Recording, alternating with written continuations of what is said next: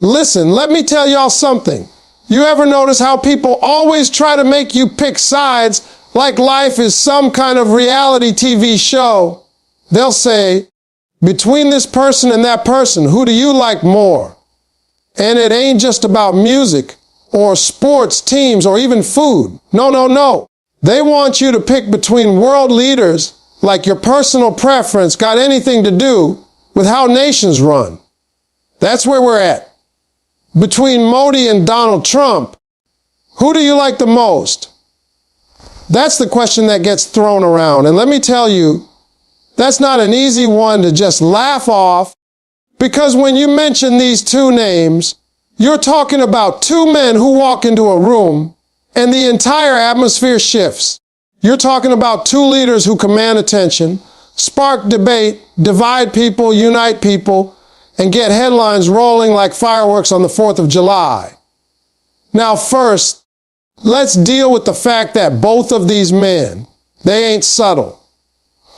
Oh no, they don't whisper their way into the history books. They come in loud. They come in bold. They come in shaking things up, whether you like it or not. They know how to take the spotlight and they ain't ever running from it. You see, most leaders out here, they try to play it safe, be diplomatic, smooth talk their way through. But these two, they're like two heavyweight boxers in the middle of the ring, gloves off sometimes, throwing punches with words and actions that make the whole world stop and pay attention. And you got to respect that energy, even if you don't always agree with what they say or do.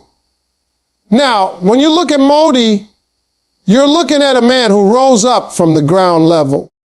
We're talking humble beginnings, selling tea, working his way up.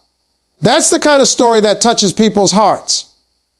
That's the story of grit, resilience, believing in yourself when nobody else is betting on you.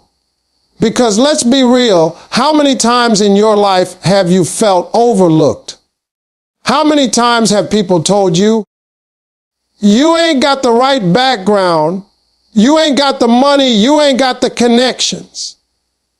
And then you look at somebody like that who went from the margins of society to the top seat of the world's largest democracy. And you think, man, maybe I can do it too.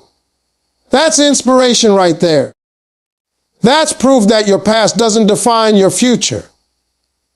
That's proof that hard work, determination, and vision can take you places no one thought you'd ever reach. And then on the other side, you got Donald Trump. Now that's a man who didn't exactly climb from the bottom, but he came in with something else. Swagger. Whether you like him or you can't stand him, one thing you can't say is that he don't know how to own a stage. He knows how to make people talk, and he knows how to make people feel. Sometimes it's anger, sometimes it's loyalty, sometimes it's confusion, but you ain't ever bored when his name comes up. He represents a different kind of story. He represents somebody who said, I don't need to play by your rules. I'm going to make my own. And look, there's a lot of people in this world who secretly wish they could do that. They wish they could walk into a room and not care about who approves. They wish they could break the mold, skip the line, and still come out on top. And that's why he got so many people riding for him, because he lives that fantasy out loud. So when you put these two men side by side, you're looking at two very different energies. One is the story of the underdog, the man who turned nothing into something, who climbed brick by brick with bare hands. The other is the story of disruption, the man who flipped the table, tore up the old rule book, and said, we're going to do this my way. And the truth is, depending on who you are, depending on what you value, you're going to lean toward one or the other. But that's the beauty of it. Both represent power, just in different languages. Let's talk about leadership styles, because that's where the real difference shows. Modi, he's calculated. He plays the long game. He speaks like a teacher sometimes, weaving history, culture, and national pride into every sentence. He knows how to connect with millions Not by shouting, but by making people feel they're part of something bigger. And in a country like India, with so many languages, so many religions, so many divisions, you need that kind of glue. You need someone who can say, hey, you belong here. You're part of this story. Together we rise. That's powerful. That's leadership. Now, Trump, he ain't about no long lecture. He's about impact right there, right now. He'll say something in a tweet that gets the whole planet buzzing in 2 seconds. He knows the power of shock, of boldness, of cutting straight through the noise. He don't want you sitting there trying to decode paragraphs of policy. He wants you to feel something instantly, and that's why his supporters love him, because they say, at least I know what he's thinking. He ain't hiding behind no diplomat talk. And listen, in a world where so many leaders hide behind polished speeches and staged appearances, there's something refreshing about that raw, unfiltered energy, even if sometimes it goes too far. But the question here ain't just about leadership styles. It's about who do you like more. And here's where it gets interesting, because like is an emotional word.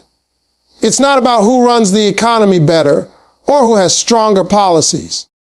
It's about connection. It's about who resonates with your soul, your values, your worldview.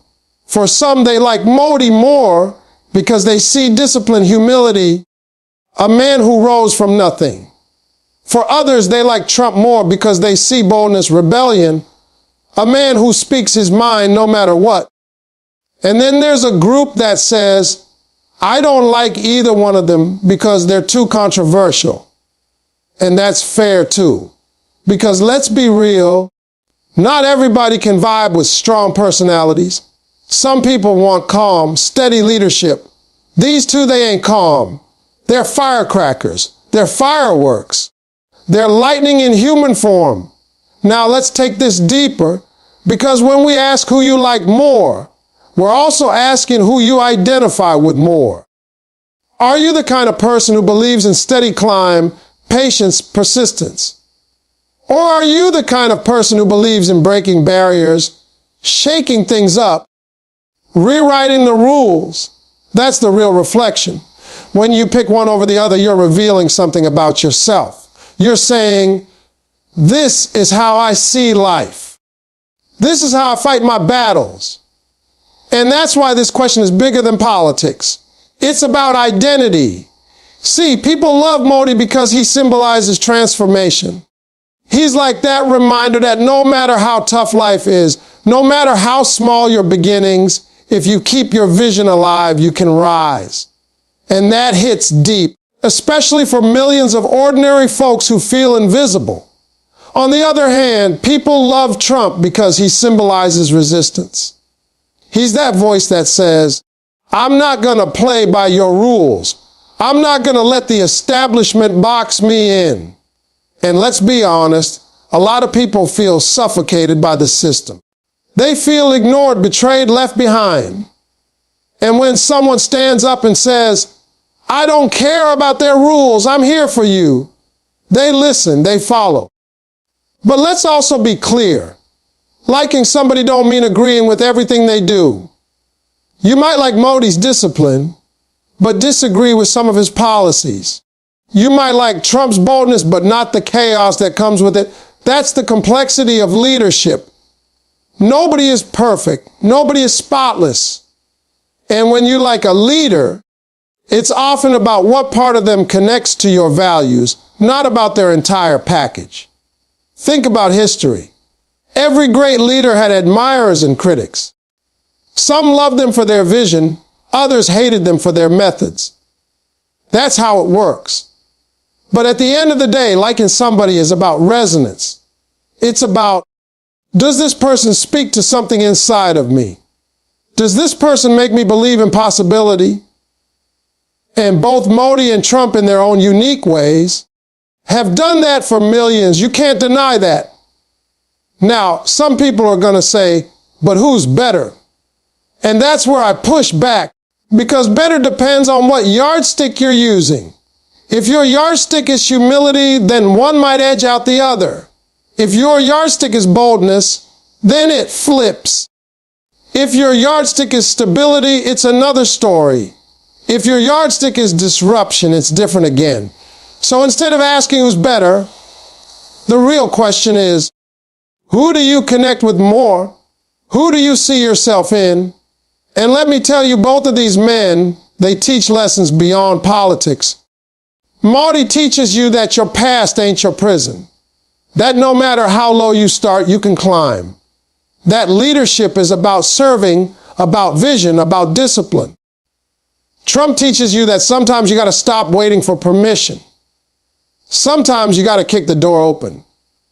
Sometimes you got to be unapologetically you, even when the whole world boos. And maybe the lesson here ain't about picking one. Maybe the lesson is about recognizing what each symbolizes and taking that into your own life. Because the truth is, life ain't about idolizing leaders. It's about becoming one in your own way. Now, between Modi and Trump, who do you like the most? That's personal. That's about your lens, your journey, your dreams. And maybe, just maybe, the answer ain't even about them. Maybe the answer is about what kind of leader you want to be in your own house, in your own community, in your own circle. Because if you can take Modi's resilience and Trump's boldness and mix it into your own life, you'd be unstoppable. You'd rise from nothing, and you'd do it without asking permission. You'd inspire, you'd disrupt, you'd transform. And maybe that's the real takeaway, liking them ain't about them. It's about what you see in yourself when you look at them. See, let me break this down for you, because too often people get caught up in debates that don't even put food on their table. Folks will sit around arguing for hours. Who do you like more? This leader or that one? This style or that one? And while they're going back and forth, they miss the point completely. Life ain't about putting two people on pedestals and trying to figure out who's the greatest. Life is about asking yourself, what can I learn from both of them that'll actually make my life better? Because I don't care if you're talking about politicians, athletes, entertainers, or anybody in the spotlight. The truth is, the real gems are in the lessons they leave behind, not the arguments about who wins the popularity contest. Now, when you look at Modi, you see resilience in its purest form. This man started out with nothing. He wasn't born with a silver spoon in his mouth. He wasn't riding on family wealth. He wasn't in some elite circle waiting to hand him power. He worked his way up from the bottom.